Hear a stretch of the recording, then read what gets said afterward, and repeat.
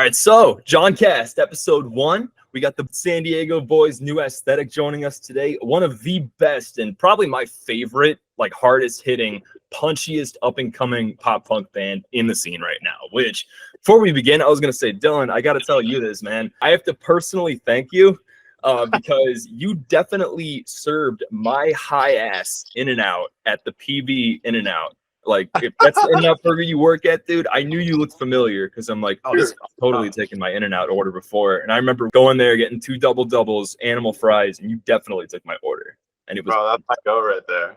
Shout out In-N-Out, dude, tapping me in. Fuck yeah, man. I appreciate it. Those double doubles, the money goes straight to me, brother. I swear. Oh, I should have gotten on that 4x4 before I left San Diego. Dude, that's Dylan's order. Every time we go on tour, that's my order. Not to derail, but oh, dude, we can all talk about In-N-Out. Why not? What are your guys' go-to In-N-Out orders, actually? Bro, Dylan's is the craziest. That's the only one you need to hear. Yeah. This is for the people at home. I'm an In-N-Out employee, so if you're not ordering it this way, you're not doing it right. I get my 4x4 animal style mustard fried twice with raw onion added, extra pickles, extra chilies, 1 extra slice of cheese, fries light with bread and grilled onion on top with some chilies. Then it doesn't end there. Once you get the tray, you head over to that damn ketchup station. You pour up 4 cups, double cupped up with the ketchup. Matthew put me onto this method. You put a packet of pepper in each one, the black pepper, and then you grab 4 chilies, rip off the stems, squeeze the juice into the ketchup, mix it up, you're locked. Hey, the drink. Oh, dude, okay. Then you get a cup. You fill it up 3/4 of the way with water, the other 1/4 with pink lemonade, and then you squeeze 3 lemon wedges into it. Yeah. Crazy meal right there. Backing the burger to the heavens, and you're putting up whatever you want. That's awesome, man. My last meal. If I ever was in that scenario, that would be it. That's your deathbed? Oh, that's awesome. Love it, man. Hell yeah. Oh, I miss In-N-Out so much. Like, being in Chicago, you know, the thing about In-N-Out is such a, like, and people, like, if you've never been to In-N-Out or had an In-N-Out burger, it's probably, and some people might think I'm totally off the rail, but I think it is the best, like, you know, fast casual burger that you can get because it goes down well. It comes out all right. And I compare it right with what I'm used to in Chicago because I think go-to will be Portillo's, if you guys have heard of that. Damn good food, damn good dogs, burgers, beefs, but it's all rich as fuck. It's really good. It's damn good and it goes down well, but it's so filling. But In-N-Out is just dynamite. That's money. Have you had Shake Shack yet too, or no? Yeah. Okay. Oh yeah, a few times. That's the ops, but I will say that's a close second for me. Hold on. Hey, how you doing there, sir? What can I get for you? Oh, Jesus Christ. That's Chick-fil-A. We're In-N-Out. What can I get for you? I know some of you guys met at a Knuckle Puck show specifically, at which one I think Dylan, you got to play guitar at. And I'm curious, you know, how did it all come together? And, you know, was Knuckle Puck a big inspiration for you? Yeah, I would say before we go into that, it starts with state champs. You want to tell them, Matthew? Yeah, so when I was 10 years old, 2 years after I started playing drums, I was doing these School of Rock camps, like the movie School of Rock. They have real life camps. They do them during the summertime. They're like 5 days long, get a bunch of kids together, and they play some half decent songs and do like a little show at the end of the week. I just so happened to do a Nirvana versus Foo Fighters one, I think. No shout out to Dave Grohl right now, by the way. Rest in peace, Dave Grohl. Oh, dude, I forgot that came out. My man is done for. Yo, anyways, He's in the best spot.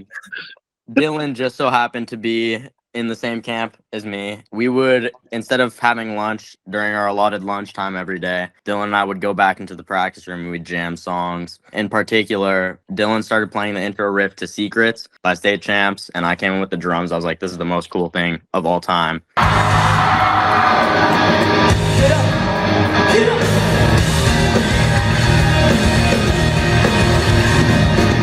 And I knew him just as a kid who wore Hot Topic pants and ate Five Guys for lunch. And who could rip guitar. Before it was $25 for a burger. Facts. Yeah, and that's how I knew him. We didn't have phones, so like we couldn't communicate after the camp. We ripped the gig, and then I never spoke to him again. I thought that was the end of Dylan for me. Oh, And then he's like, oh, this angel, this angel. dude, I know. I was so sad. My boyfriend. But a couple years later, I did like a drum cover of the song "Lightning" by State Champs, and they reposted it on their Instagram.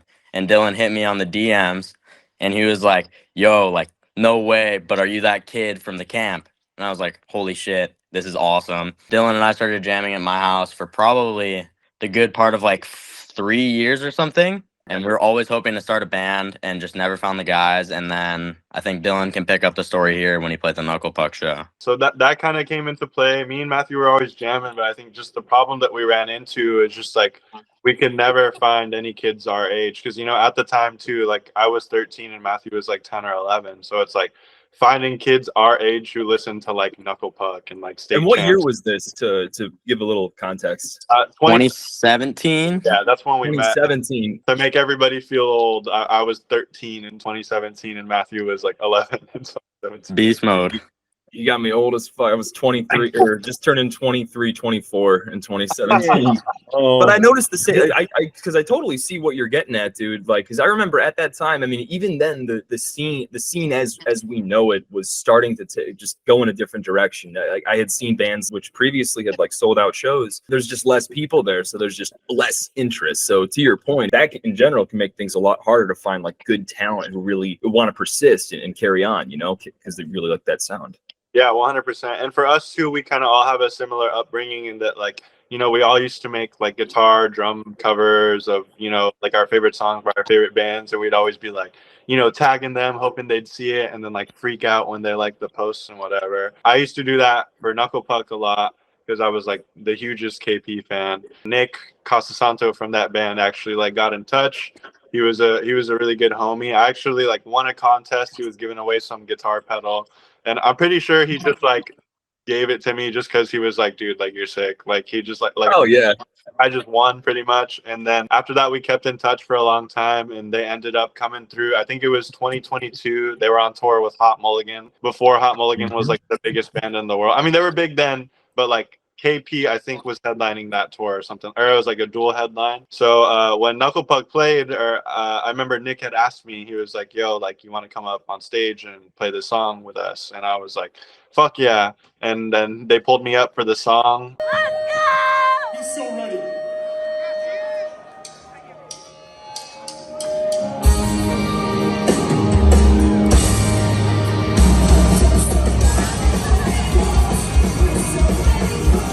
Before the show had started too, I was so hyped because I was like, yo, like, this is my favorite band. Like, I'm going to tell everybody I'm going to do it. And that's when I ran into Gabe, or not Gabe, but Gabe's dad in the pit. And like Gabe's dad, I met Gabe's dad and one of his other bandmates before I even ever met Gabe. And then was your dad moshing, Gabe? No, he was just like, we were standing like over to the left of the stage, and I was literally right next to Dylan's family as well. But no, so he was like on my right, and then Dusty from No Deal was like behind me, and Dylan was in the pit. So like when Dylan was on our side, that's how we ran into him. And we were there at the time doing like trying to meet people for that band. So we were like started talking to Dylan, and then Dylan was like, "Oh, I'm gonna go up and play." And like I feel like everybody was like, "No way!" Like, "No, you're not." And then he ended up going to do it. And then that whole thing started. So then I found Dylan on Instagram, and then I asked him for his number to send him videos. And then after that, we just kept in touch. Yeah, he was trying to get me to join No Deal at first. I was trying to get him to play bass when Matt left for the Marines. Okay. At the time, that was kind of post New Aesthetic jamming, because I asked Dylan prior to that, I was like, "Hey, do you want to jam?" And he was like, "Yes, I have this kid that plays drums. You know, he would love to jam." And we did, and like the rest is history. You know, the first practice, I think we wrote one of our first songs. But anyway, Matt leaves in like May after June. He left in June after New Aesthetic has been jamming for about a month. And I was trying to get Dylan to play bass, and he was like this isn't my band. Like, I don't really want to do it, you know. And, you know, to his defense, I totally understand. I get that. Nah, we still beat over it to this day. Yeah, bro. Yeah, we go Right at on. it every practice. Like, Underlying tension. yeah, It's Exactly. Should have been No Deal, bro. But yeah, so he was like, nah, New Aesthetic is kind of like what we got. This is what I want to do. So two bands kind of stayed separate. And that's, And then we that's just- tough, man. Like if you're, because I know a couple guys in several bands, and especially when one project starts to get more traction, you start to feel like, and kind of like you were saying, you guys were vibing well together, like you were jamming well together, like you kind of have the same sort of creative endeavors. Like finding that, I think, is really key. But when you don't have that, or if, you know, your other project that you've been in before is not really do it. It can be hard to commit to both, I guess. 100%. And it's like, I feel like you always hear those stories that people would be like, oh, like these are my best friends. And, you know, and no shade to the other boys. Like there's, you know, some good friends of mine, but like when I played with New Aesthetic, it was a whole different story. Everything just felt natural. Age-wise, it's tough for you too, because I remember you telling me, because the dudes were like, the dudes were like my age, like 30 or something like that, you know. Yeah, they were 10 years older than me. Yeah, it's hard to relate. And It's hard both to of find, us, like, bro. you know, shit to relate to in general. Right, exactly. So it's like I'd always have people telling me like you should focus on New Aesthetic. Just from us releasing Complacent, people were like, this is the band you need to focus on. This is where it's at. It's been like a whole year since we stopped playing. It was just kind of like I was over it, you know. So the band's done. But I'm happy that I have my brothers right here playing music, because in the amount of time we've been together, we've gotten farther than I thought we would get in the short amount of time, and it's like it's awesome. I'm glad you brought that up too, because you guys blew up faster than like a lot of bands that I've been observing in the scene. That's a big reason why, like, I guess I was so enthralled by not just Complacent, but like obviously right when you guys released Spork, I could tell right away, like production wise, you clearly know what you give a shit about what you're doing. You care enough to go out, make a good music video, a good quality music video. I'm not sure if you hired an editing team for that, but that whoever edited that, man, did a damn good job. Same with production. Big shout out to Nick Riggs. Yeah, shout out Riggs. our co-engineer and our music video guy, Nick Riggs. He recorded everything, edited it all himself. Like he basically wrote the entire script. Like he's the mastermind behind that video for sure. The way he shot that, it reminded me a lot of, if you're familiar with Michael Herrick at all. Oh yeah. Yeah, he's dynamite, dude. He's done a lot of work, you know, with State Champs, with Real Friends, I believe. Yeah, you know, Knuckle Puck, Hot Mulligan, and he's a super cool guy who really gives a shit, and then that's evoked in his work. It's lucky that you kind of linked up with a producer who knows that stuff. It kind of knows what you're trying to get through with the music. Yeah, that's the key part of everything. Like seriously, like without him, I mean, that song was good, but like accompanied with the music video, like it just made it absolutely undeniable too. And I remember, like, you know, we obviously had a lot of input and say into it, but like for the most part, it was just all him. We're doing another music video for our next song that we have coming out with him like this weekend too. So it's just like we're stoked to get to do the whole thing again, and this time we're kind of going a little bit bigger. So it's just like every time we get to work with Nick, whether that be on music or anything, like he always brings his A game to the table, and it's awesome to have a good working relationship with somebody like that. Riff as well. Big shout out to Riff, our producer also. He's a go. Right on, man. And it's the thing, when you find someone like that, it's like finding a tattoo artist who kind of gets what your vision is right away. It's like almost like I kind of compare that to a barber too, who gets your shit. It's like you keep going back, you know. You keep nurturing that relationship. I need to find a barber to get me some clean ass waves, dude. It'd be crazy. Keep them. You're in SoCal, man. Keep it long. That's how everybody is out there.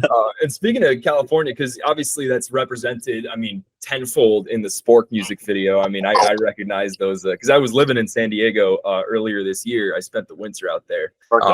And I'm just so fascinated by punk rock in Southern California. So I guess the fact that Southern California has always been kind of known as this sort of hub for punk music and pop punk music and hardcore in a lot of cases. I guess what I'm trying to ask is, how has growing up in the San Diego area and in Southern California in general, you know, how has that influenced your music and your style overall? I mean, we come from the home of Blink-182. So I mean, that already tells you as much as you can fucking need to know. Like if you look behind Gabe right now, he's got a Blink poster up on his wall. Like I think we rep that for sure in our songs, you know, especially like June. And I keep getting lost inside your eyes. The pigments reflecting the San Diego skies. I mean, it literally has a shout out to San Diego. Matthew's house is not too far from like our favorite beach in all of San Diego. We go down there all the time, and which beach? Windusy Beach. Not to dox my boy. Don't go looking for his crib, but come find me. No. He's like, yo, pull up. Somebody said it to us best when they were just like, you are the perfect embodiment of like a SoCal pop punk band. And like, I don't think that's something we really realize because that's just kind of who we are. But it's just like, I mean, I work at In-N-Out, like we're just all like SoCal bros. Like, I mean, you hear it in the way that we talk and stuff like that for sure. But also like, yeah, like we literally love Mexican food. Shout out Don Carlos. Big shout out Donnie C. Yeah. Donnie C. That's our Fire. ritual. We go there after every practice to eat, and then like it's like a routine. You know, we go practice, eat Donnie C. We go write songs at Windassee Beach. Like, Bro, And then we it's play our Call of Duty sombrero. Zombies. Dude, nothing beats Southern California Mexican food. It is the greatest that I've ever had in my entire life. And I can't get a good burrito here in Chicago to save my fucking life. Not when you're used, you know. When I went to Philly, it was a struggle, dude. And that's why the cheese over there, gas, like it's fucking tight. But Mexican food, it was like, I was like, dude, like, what am I going to eat? I suppose, and it makes sense too. The farther you go away from Mexico, you're not going to get as good food. Just like, the farther you go from New York, you're not going to get as good of a pizza. Yeah. Although in defense of Chicago, deep dish is damn good, but it's more like a big fat meal and less of like a, I'll have a slice of pizza. Done. That was good. For sure. And no diss to the East Coast, but I mean, West Coast, dude, we fucking love it. Like, I mean, Dude, West Coast, Best Coast. I'm on your side. Fuck it. 100%. Hey, There's so you much said it, cool not out me. there. I Dude, used to live in I will Ohio, die dog. on that hill. I don't care. New Yorkers, I love you. I love that down to earthness or whatever. Southern California is just paradise, man. And particularly West Coast in general. Best. We've got it good. So you guys have some of our favorite bands over there. Like KP coming from Chicago, real friends. I just think that's so fascinating that, like, with you guys in your upbringing in Southern California, how the sound, how it compares to what I'm used to in the Chicago scene. Because here, you definitely have that fast pace, but it seems to evoke a more, I hate to say Midwest emo, but it's the truth, man. It definitely evokes more of like a desolate, like, oh, I'm stuck here kind of vibe, but which is good. It punches hard, man. Like Knuckle Puck, Evergreen. That's one of my favorite pop punk songs of all time, and it always makes me think of home. What I like about your guys' music in particular, in the direction that you're going, it's faster, it's brighter, it's sunnier, and it still punches hard. It still kind of evokes that same emotion, but in a different kind of way, and less of like a, oh, I'm stuck here, or like, how do I get out of this kind of way, but rather there is a way to get out of this. Things right now, but it'll be okay. Yeah, it's hard for us to be like, yo, like I hate this town. I was literally about to say that. Yeah, we cannot hate our hometown. It's also crazy too, because it's like the Spork music video, it had some tosses to like the West Coast, but like not to give away the whole story, but our next music video has skateboarding included in it. And now that I think about it, it's kind of like, damn, it's kind of who we are, West Coast. Yeah. The spot that we're going is like a very iconic San Diego skate park. It's got like a lot of history and lore that we're super stoked that we're getting to film there too. Hell yeah. I saw that you guys posted about that on Instagram as well. And I was like, God damn it, why do I not live in San Diego anymore? And I skate. So it's like, I could have been an extra, dude. but Come back through. yeah, I'm going, I may. First flight out He's like, tomorrow. I'm flying out. I'm Bro. booking my flight right now. I feel like John could be the Skyler in the music video, the rich Facts. kid from the limo. Oh, hell yeah. Bro. Tyler. Gabe's like, yo, I don't want to give away the whole thing. Literally leak Okay. the He's like script. reading off Oh the yeah, script. here's the script, Calm down. guys. Scroll through it. I wish I'll do what I gotta do, man, to be a part of the band. Talk about the local San Diego scene, because you guys kind of got into it with state champs, like Matt was saying, and like through School of Rock. I'm sure everybody has some input on this for sure. Yeah, I would be delighted to speak about this. I think we're all very proudly, very much affiliated with the scene here in San Diego. Just to name drop a few bands, like special shout outs, Glean, Purist Bond, Hereditary, Joy Walk, Dadlore. Those are very different bands, but there's so many dope bands in our scene, and everyone is just super close. Yeah, dude, like We could keep this off forever. But there's infinite bands, but everyone in the scene is so fantastic, and everyone takes such good care of each other. I remember like when we started out as a band, I was pretty intimidated by the scene. I didn't really know anybody in it. Kind of once we started, it was like everyone is just one huge family, and we were taken in by everyone else, kind of put on like the spots of where to play, who to play with, and like how to get the gigs. everyone's trying to help each other out, and I'm super proud of like where we're at in the scene now and what we are able to do for newer bands. And it's great to be able to like put people on like the way that we were put on.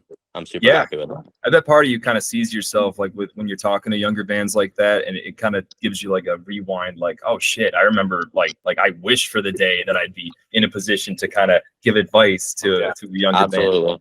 Or even us like wishing that we were big enough to play with some of the bands on here now, like that are like our peers and shit. When we first started, like the Shea Cafe is kind of like the epicenter of the local scene, at least for hardcore here.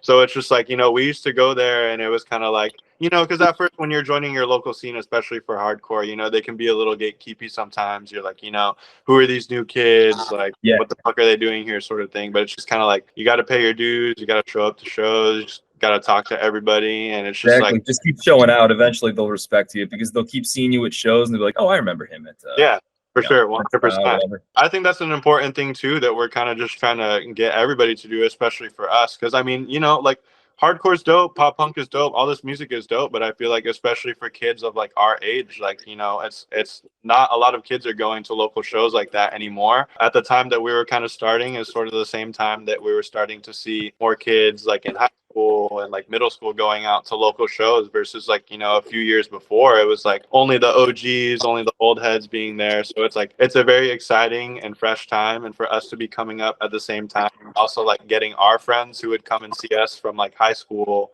and like that we met like, and I don't know, just like all the people who came out to our show who aren't really put onto that type of music, like directing them and showing them into that kind of world by playing shows with these bands and bringing people on the bills that we play. It's like it's very cool and it's very exciting because like I remember being in middle school and high school and like being made fun of for listening to like screamo emo music, and it's like, oh yeah, kids who used to make fun of me for that shit are the same ones listening to like Deftones now, and they're like, bro, like Weezer's like so lit and like fucking, I mean, which is like, it feels good. It feels good to finally get the respect and to see a lot of more kids our age getting into it versus when we were starting, when it felt like impossible. Like meeting Matthew and meeting Gabe and meeting Matt was something that like I never could have fathomed at like 12, 13 years old, but alas, like it happened and we're here. Huge shout out to our local scene. Big shout out like the Shea Cafe, especially like every time we go, it's just a big homie fest. It's like it's just like hanging out with your family, your unks, your cousins, all that. Absolutely.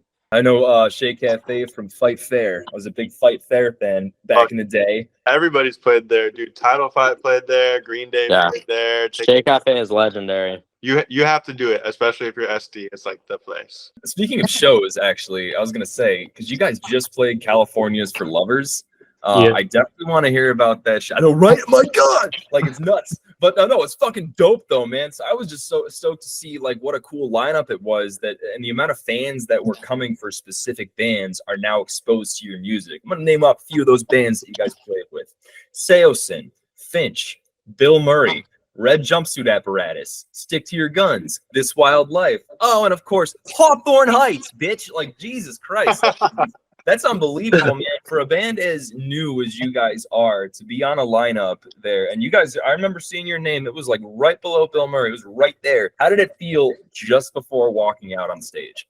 Dude, John, I'm not going to lie. IFL was one of those things where the adrenaline was so high, especially for me, that like I couldn't even tell you what happened. It was just like, it just went in like a flash. Kind of blacked out? Yeah, pretty much. But no, it was so sick. And everybody can, I feel like everybody can attest to it or whatever, agree. But everybody there was so cool. They made everything so easy. They knew what they were doing. They helped us get our in-ear set up. And we had, I think, 10 minutes in between our set. So it's like we got up there, we made sure everything was good, and then we went off stage. We were just like, damn, like we're really going to do this. It was so sick just going up there. And then when we started, there was roughly a handful of people. But I think by our second or third song, like, dude, you couldn't even see the end of the people. It was crazy. It was crazy. When we started, there was straight up probably like 100 people. And we were like, oh, fuck. Like, we just got mogged by the band before us. Like, we've been so stoked for this and like nobody's showing up. And then like, it's because the way that they had it, there was like a 5-minute overlap with every band. So it's like people were running back and forth all day. So by the time like our first song was over, there was like 1,000 people there. Like it went from like, I mean, it was still cool. We were still grateful as fuck to be there.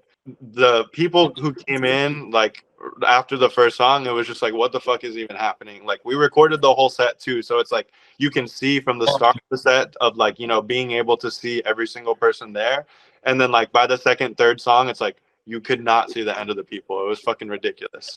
Dylan the pit caller.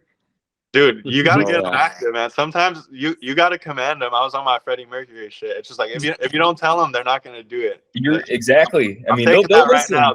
The Freddie Mercury of pop punk, dude. That's me and Gabe right there. We split that. You just gotta do it Oliver Sykes style. You just gotta be like, give me a fucking circle pit and then start playing. Matt's 100% right. Really, all it takes is like you just calling it out, because you'll get some people that want to go for it, and then like we'll see the like people in the back. We'll see like the 3 people going in. Then they're gonna jump in. You know. But yeah, overall, it was just fucking ridiculous. I mean, it was the smoothest we've ever had. Like setting up, tearing down. Like the crew was so good. Like Hawthorne had taught us how to throw a festival, especially for the bands. It was like the greatest experience we've ever had, period. I couldn't say enough good things about those guys. And then also just like the rest of the day was so fun for us getting to see like all those bands. Our parents showed up too, so it's just like they came and watched us, but also like they were having fun after watching other bands. Like, you know, we got to bring our family backstage and make them feel like cool, show them the trailer and like all this shit. They're probably looking back thinking these guys are like legitimately real rock stars. Dude. What that's telling them. Yeah, Yeah, I remember I put on my lanyard at the start of the day, and I was like, "Holy shit! I've wanted to do this since I was like 10 years old at Warped Tour or whatever." You're legit. you walk around, you're like, I got that all access, bro. Like, do you know who I am, bro? Type shit. Instantly turned into a pimp the second you put that on. Yeah. Dude, I'm good, yeah. I think we were the only ones doing Yeah, that. dude, all I other do bands- not care. That's a rite of passage.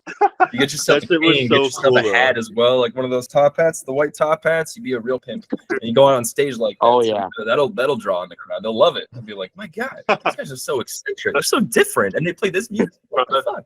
The Doug Dimmadome hat. Dimmadome, owner of the Dimsdale Dimmadome. Dude, if you're a walkout sample next show, for sure. That's right, Doug Dimmadome, owner of the Dimsdale Dimmadome. Oh shit! Where did Gabe just go?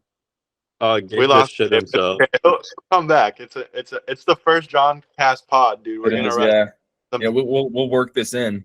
I'm gonna That JAWNCAST. anyway. JAWNCAST is the move. It's the motion. Dude, I have Yeah, the aesthetic worst bro. Wi-Fi ever. Like I swear, it's so annoying. I'll be in my room and then it just cuts out. A little change of scenery, but we're back in. Yeah, Beautiful. nice ass dishes. Locked man. in. Mhm. Locked. Yeah, bro. It was Good. beautiful. Look at that. That was a printer back there. I didn't even know it was a printer. You're That's living where large. dude. That's where I print all the new aesthetic set lists. Right there. Wow. So coming off such an incredible show, obviously, one thing I think is interesting. I'm not sure if you guys have ever seen the movie Almost Famous. Of course. Okay, good. There's a scene in the movie where William, the reporter for Rolling Stone, is talking to the lead singer of the band Stillwater, who he's going on tour with. And the lead singer tells him about something called the buzz, the feeling he gets when a fan goes up to him and tells him how much his music has impacted his life, or doing a live performance, seeing that crowd of people to the point where you can't even see the end of it anymore. Tell me about that buzz. The feeling that you get before a show. I mean, at this point too, I think we've also done enough to where it's like, you know, we never really get nervous for this show in particular. Like the excitement, like there was so much hype and like so much build up to this one in particular. Everybody was ready to fucking go and do the thing, and it's like almost it was over as soon as it started. But like for the few moments that we do recall from being up there, I know for me in particular, it was just like, I mean, I remember turning around a bunch of times and looking at Matthew and Matt being like, what the fuck? Like, this isn't real right now. So, That like, is the fucking buzz.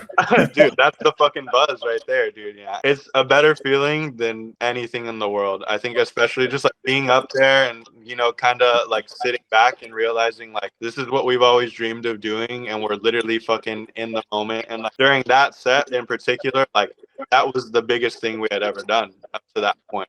So like being in that particular was just like a cornerstone, I think, for sure for us in our career, and it's something that we'll remember forever. I feel like that was like the first step into the next chapter of New Aesthetics in a way, you know? And to that point, are you kind of looking at this as sort of like, this isn't like obviously the mountaintop. Are you kind of looking at it as like, okay, this is a peak, so to speak, but we've got a long way to go. Oh, Yeah. For sure. This show was How do like you- a really good gateway for us. I think that this was by far our most professional show yet, which was really exciting for us. I think it was a good gateway into playing more shows similar to it. We're super lucky to have Hawthorne Heights taking us out for a sick little run in October here. We're going to be playing some really, really cool shows with them. And like, I just hope we keep climbing. And that was just like a little peak in our trajectory here as a band. And I don't doubt that we will. I remember getting off stage sure. and everybody was just like, like that was it. Like, like we did it sort of thing. Because, it's different when you're doing local shows and shit because they're cool. And like, trust me, we love all of that thing. But this was just like, this was on that next level, and there was the sort of thing too. Like I talked to Matt from Hawthorne the other day and it's kind of just like, he was just like, you guys are living in the most exciting part of your career right now. And you don't even know. And we like that kind of had me sit and think, and like I sent the guys like a screenshot of everything that he said. Like we kind of just realized like, fuck, right?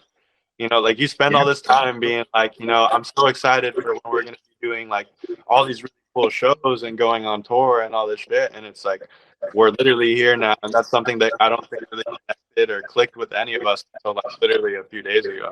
Like Matthew said too, there's still a long way to go. Like this is step one of a much bigger, like we have very high expectations, very high hopes for ourselves, but it's also just like it shows us that it's real and that it wasn't for nothing. And you have to stay that way too. That's the key, especially being as young as you guys are. I mean, when you're a band that blows up and has such success, and you reach that echelon that you didn't even think you were capable of, or you didn't think was even like really possible. Then when you hit that, it can be common for people to not pull back, but maybe they feel like, okay, I've gotten here and now I kind of just need to stay the course and I can stay like that. But what you need to do is really kind of keep challenging yourself just as well. Now that we look back at it, I feel like everything we've done has kind of prepared us to where we are now. The shitter. Oh man, Dude. right when I was about to ask, Bro, that was such I a was trying great to mute he was- him the whole time. Dude, he was Bro, his microphone was lagging so bad. I It was like know. echoing everything. he was Oh teeing my me up for God. such a good question. Oh god damn it. That was a clip for the reels right there. Yeah. How was IFL for you, Matt? Bro, I just felt excited the whole time, even before going on. I wasn't nervous at all. I was just like, bro, I just want to hit this stage right now. Like I started jumping around before we walked on stage, holding my Stingray because that's my favorite bass that I own, jumping around with that shit, and then walked out on stage. Like Dylan said, there wasn't a lot of people there, so it was like, to me, it felt like a regular show. Even when like 900 people came running around the corner, I was like, whoa. I kept looking at Dylan when he would look at me. I'm like, I just be like, And he's back. There he is. Yeah. Hey, we were talking mad shit about you, man. bro, Gabe, Yeah, you are your mic muted. low-key muted. Your mic's muted. Not my fault, dude. This is so annoying. Oh, you're good, man. What I was saying is that like I feel like everything we've done has kind of prepared us to where we are now. Like if we never played Humble Heart or Caffeine and Green, that prepared us to play Soma. And then when we played Soma for the first time, it was sick. And then we played Soma again, and then it got bigger. And then I feel like if we didn't play Soma, that wouldn't have prepared us for like we'll just say It's for Lovers or something like that. Now that we played It's for Lovers, I feel like we're going to be a little bit more prepared for these next couple shows that we have coming up next month. Definitely. Because it's getting you used to a different kind of show to play to. And I'm glad you brought up before that what you've been through already, you're shaped by your experiences. And, if you've already played shows, because the fact is, especially with newer bands, a lot of the time you're playing shows to like 4 or 5 people consistently. And, that can really wear on morale for anybody, really, regardless of when it's like putting on an art show and there's nobody that comes through. So, but unless you really love what you're doing, it can be hard to persist forward. But clearly you guys must really love what you do and love the sound that comes out when you jam together, because that's what pushes you and that's what keeps you going, right? Yeah. 100%. Yeah. Like I remember when I first joined New Aesthetic and we were playing to like 20 people. Every show there was more people coming, and it was just like it was a surreal feeling. It was a good feeling. I loved it. Because that tells you, okay, something's working. Keep doing this, Yeah. keep pushing, and eventually you keep throwing darts at the board, dude. One's gonna hit. Yeah. Like not For to sure. be, not to like no pun intended, but like not staying complacent and like having a steady build every time you do a show. Like especially for us, there was never really a time like once we started rolling where it like felt like fuck, like we're kind of stuck in this spot. Like I think especially we owe a lot of it to like the Soma shows. That's what kind of kicked off our career, like for real, I'd say. Because we started doing those shows and like the first one that we did, we weren't expecting that at all. Like the turnout at that show was insane. The crowd reaction was really good. And every time we kept playing there, we kind of turned into like a staple Soma band in the local scene. And then Did you kind of feel like you had, oh, here we going again? Bro, fucking Gabe. But yeah, like we went from, selling like 100 tickets there to 150 tickets, then like headlining it and, selling it out. So it's just like, it was a very cool progression. And it was also like, we put in a lot of work every time that we did it. And that's kind of the approach that we take to every show, to every time we go into the studio to record music. It's like, we're like, how can we make this better than the last one, And especially like with Is for Lovers, like that whole show was like very calculated. We were like, we performed to like a click now and everything too, so like kind of fancy with it, but also just like playing all those shows before gives us like the opportunity to be like, okay, like tell the fucking crowd to circle pit right here, or like this is the time to say something. It's like also just from like studying and watching videos of like Story So Far playing and State Champs and like all these bands that you look up to. It's like you steal their moves, you know what I'm saying? Like, yeah, I remember totally. especially like we were playing Run for Cover and something I had never even done before. It's just kind of like off the rip. I just like Derek from State Champs always like does the hands up and then like bob it up and down. And I told him to do that, and like fucking everybody did it, and it was sick as fuck. And I was like, I am God right now. Like, and it's the best feeling in the world to like, look back at all your boys and like be like, we're locked in. Like we have the crowd in our like hands right now. That's something that we're definitely looking forward to, playing these bigger shows that we're doing now. It's just like we take so much pride in the live show. Like everybody, me, Matthew, Matt, Gabe, like we criticize ourselves a lot, very heavily, especially at practice. Like, the boys will stop and be like, Dylan, like that voice cracked, like you need to lock the fuck in, like that was not it. The same thing with like Matt will be like, yo, like what the fuck were you even playing on bass there, like Gabe, like tune your fucking guitar, like just shit like that. And it's like it never comes from a place of like, dude, fuck you. Like we're just all really motivated at having a really good live show. It's from a place of, it's not like you suck, it's like you can do better. Yeah, well, at least all Exactly. of us except for Matthew, we never have to tell him shit. He's just like always locked. Dude, I fucking suck. I don't know what these guys are on about. Master. Bro, yo, San crazy. Diego's best drummer right here. beneath fucking Brian Evans and Ed Beach, two goated Nice. SD drummers. Shout out Ed, my goat. My There we number go. one. Couple of goats. Couple of goats. In terms of future plans, more than anything, what can you tell us? Obviously, if you're working on an LP, on an EP, still going to be rolling with singles. Oh, okay. No, I'm just playing. We can definitely tell you some stuff. We just signed with Sound Talent Agency, so our agent, shout out Jason Parent. He's the GOAT. He's been booking like modern baseball since day one. Who else? Citizens, Hot Mulligan. Tom Mulligan. Yeah, Knock Loose. Yeah, just like a bunch of insane bands. We're definitely the smallest people that he worked with, but for sure you'll see us on tour next year, like without a doubt. Nothing that we can get into details about, but we'll be hitting it next year for sure. Hey, he came for the last fucking one. Wow. Dude, no, it's probably gonna be again. I was No, trying you're to good, join man. on my phone. All good. I can't say specifically the band, but we're opening for a really cool band. If you know New Aesthetic at all, it's like one of our favorite bands of all time, period. I think it's going to be a really big moment kind of for us especially, but just kind of like in the scene for the opening for that unsaid band that we really name of. We'll tell you after the pod's over. Killer. I was going to say, you got me champing at the bit right now, man. Yeah, that, and then just we have the new song coming out. We're kind of in the process of talking to record labels right now, so we'll see how that goes. We're working on a lot of music, I'll say. Nice. For sure. I guess to kind of cap things all out here before I have you guys do shout outs, I am curious. We talk about music on the show. My whole channel is a lot of it's based around music, but let's take that hat off for a second. If you weren't making music, what do you think you'd be doing right now? Nothing. Well, dude. Music is the only thing. Doing something, dude. Gabe's an electrician. He Bro, would- I'm an electrician, but I mean, dude. No. I just dude, that, no, like no diss. What's I that? love my boss. because he's my neighbor. But like, dude, I love music more than anything in the world, and it's just like, yeah, I'm not happy there. You know, I want to be doing this because this is what brings me joy. Like these guys are my brothers, and it's like, yeah, it's difficult at times when you have to meet a certain deadline or this and that. But like, I wouldn't want to be doing anything else with any other people. I'm sure everybody. My fault.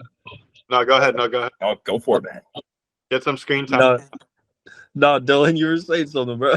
I was just gonna say, like, I mean, I do have an actual answer. Like, I just told myself, no matter what, I would work in the music industry, even if it's not in a band. Like, even if it's a live audio engineer or a backline tech or whatever. Like, literally anything to do. It's just like I don't find any fulfillment in really anything else. So it's just like I need to be doing something relating to music, whether it's writing it, performing it, working at shows or just anything like that. I'm also not going to settle for anything less than that. Like, obviously I'm going to school and like, Matthew's going to school as well and shit. It's like we kind of have to fulfill our duties as, children, but trying to have something to fall back on just in case it doesn't work, knock on wood.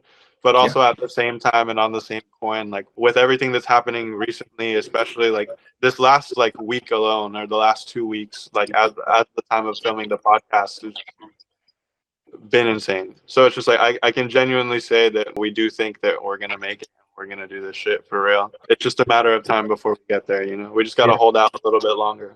I believe you. I hear it in your voices. I hear the passion.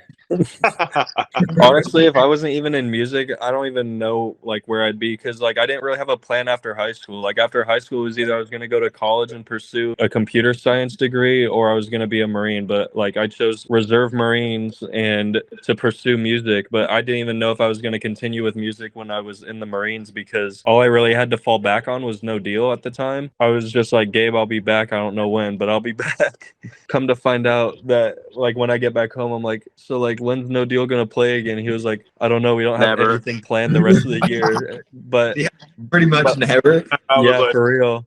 But like while I was in 29 Palms, he did contact me about New Aesthetic. He was like, hey, I have this new band, New Aesthetic, and he was talking about me playing bass, and I was like, all right, I got you. I'll just have to learn them when I get home. Shortly before I left 29, I got in contact with Dylan. I slid into his DMs, and then probably like within the first week of me being home, Gabe sent me all the bass stems with Click, and I learned them all. Then showed up to practice. We have tried multiple bass, or I'd say like 2 or 3 bass players before Matt. It just didn't work out, and I kept telling the boys like I have somebody. And then Matt got back, and then he came to practice, and he played like the correct fills. And I remember like looking at Matthew while playing, and he did like the run for cover fill on the bass. And he was like, yeah, that was sick. And it just felt full. And I think by like second practice, he's in. Dylan's like, add it to the group chat. And I was like, I think it was the first one. Like literally, like as soon as Matt left, Matthew was like, add him to the group chat right now. Yeah, and I was like, are you sure? Are you sure? And he's like, yes, add him. I was like, all right, here we go. Oh yeah. And that was the end of the beginning. Yeah, the beginning of the end, man. Whatever the fuck it is. That's so special. Like you were saying before, when you really feel like you're in a band with your best friends, it makes it so much better. I mean, it puts it on a different level. Yeah, Gabe's already gone. Oh, he got his word in. Now he's out. Yeah. Oh no! Oh, wow. He's back. He's back, dude. It like the connection stops. I leave, rejoin it. It's good. This is fantastic. I gotta let it out. Before we close out here, I do want to give you the chance to give any shout outs to friends, family. I know we've shouted out your producer before, but let's do it again. Shout out Raul, shout out Nick Riggs, shout out Sean Tolley. Those are all 3 of our producers. Yeah. Big shout out to all of them. Shout out my mom, shout out my dad, my sister, and my dog Sammy. That's the band dog. Shout out Diego. He's been coming to our shows since day 1. That's the actual slime right there. Shout out my boys. Shout out Ricky. Shout out Yolanda. Shout out AJ. Shout out Frankie G. I'm sure everyone else is gonna shout out their parents who I'm mentioning, but I mean they're all just as special to me, man. Like this is seriously one big family project. I'm proud of everything that we've done, and these are my brothers, and I love them all very much. I was gonna shout out, my family, our manager Ricky. He hasn't gotten a shout out yet, but here it is. Matthew's family, Matt's family, Dylan's family. Shout out, my girlfriend. She's always supportive of the band, and it's really helpful when you're canceling plans to go hang out with the bros. And shout out all our friends in the music scene. You know who you are. Yeah. You know. I shout out my tapped in. parents mainly just because they didn't really believe in this band at first. It's a hard truth, but like they didn't really believe in it at first. They're like, "You're putting in a lot of money into this band. Are you sure you want to keep going?" But now they believe in it since the first time we played at Soma. So We won them over. We did it. We've Right. won over my parents, and they've been very supportive, even when I was in high school doing music. So shout out to my parents and my grandparents as well. Of course, my brother and everybody else in the scene. Like Gabe said, everybody's like a big happy family. And then shout out, obviously, our agent Jason. He's done I so was much. about to Yeah. say that. I Dude. was Oh, yeah. I was gonna say that till the end, but I didn't know if anybody else was gonna. Shout Yeah. out Peanut. In terms of like, musically, who's helped us the most for sure, Jason and Matt or Ricky. Even though we've only known Jason for a short amount of time, he's done so much for us. And I mean, you'll see over the next couple of months all the shit that he's done for us in like literally 2 weeks. 2 weeks. That guy's getting us to the next level. Manager Rick, AJ, they followed us on our whole entire tour. That's Gabe. Shout out AJ, our photographer. Yeah. And our tech, dude, that's the GOAT. Yeah. Oh damn! Double entendre. What a No, dude. dude. Oh, yeah. As well as just our whole entire my whole entire family, my tia Mayra, my mom, my dad, all of them. Queso Lee, the goat. I can't. Bro. My friend from work, Emanon, has come to every single New Aesthetic show ever. Also, everybody who came to the first New Aesthetic show on my 18th birthday, that was very special. Those are our day one. All the bands who I think, especially Imbalance, is a big band that took us out for the first time in Big Field. Dad Lord, Joy Walk played plenty of shows with us. Icona got us our first show at Soma. Like, there's so many names. Obviously, all the hometown heroes that we talked about earlier, all the homies. Anxious got us all into hardcore. I can say that for sure. Retro G Spot, Grady, my fucking boy. And then just also I absolutely can't forget Matt and JT, especially from Hawthorne Heights. We wouldn't be doing what we're doing right now without them. Period. Nick Casasanto from Knuckle Puck as well. Evan Ambrosio from State Champs. If we forgot you on this very long segment of shout outs, we're sorry. But you know who you are, and we're very grateful for you, and for that we love you. And also shout out JAWNCAST for putting us on the Dichotomy of Pop Punk video. My aunt saw that video and literally was freaking out. She's like, "You made it!" That was the first time. Dude, I was freaking out. Dude, shout out to your aunt, by the way. I was on a road trip with my brothers in Ohio when I got that message from you. I literally told my dad, I'm like, dude, this is fucking awesome. This band that I already dig. Dylan, his aunt, likes my videos. He's like, holy shit. The loyal subscriber. That's the go. I watched that video so much when Dylan sent it. I was like, bro, this is so sick. Yeah, we're Hell yeah. no glaze, but yeah, we're fucking. Thanks. Yeah. Oh no shit. I appreciate the glaze, man. I've never been glazed before. So it's awesome. I can change that. I'm gonna pull up to Chicago. But all right, Matthew, Dylan, Gabe, thank you guys so much. The New Aesthetic boys, check them out now. Check them out ASAP. By the time you're going to be watching this, you're probably already jamming the new music. Check them out on tour. Go look up on Spotify and keep them there if you haven't, because if you haven't, you are fucking up. All right, New Aesthetic boys, thanks again for coming on JAWNCAST. Thank you. Thank you, John.